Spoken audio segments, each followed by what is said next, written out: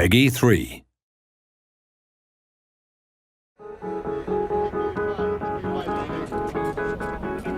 Hi and welcome to the next Formula 1 2010 Dev Diary.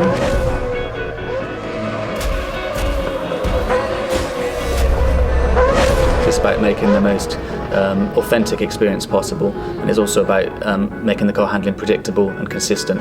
I think there's huge interest in terms of the balance that we have for arcade or simulation handling, and personally my preference has always been to go down the simulation path. You can make a realistic sim easier to play for somebody, but it's very, very difficult to take an arcade handling system and make that appeal to the people that prefer the simulation handling. Yeah, well, I'm the Brawn test and reserve driver from 2009. Part of that job is developing the simulator as well. We've had access to the teams, to the engineers, to the drivers. So what I do is try and bounce my level of expectation off Ant, who gives us a lot of feedback week by week.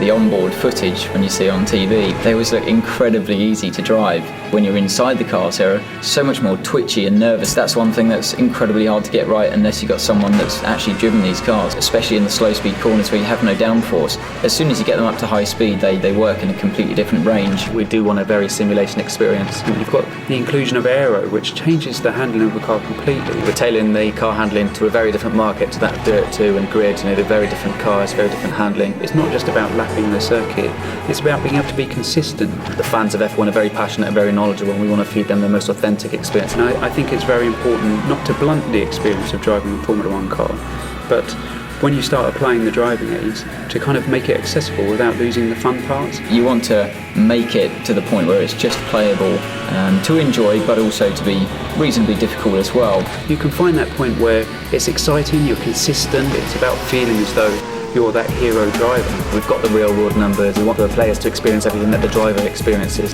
From the real car to the computer game, it's very realistic. Handling is key in Formula 1 games.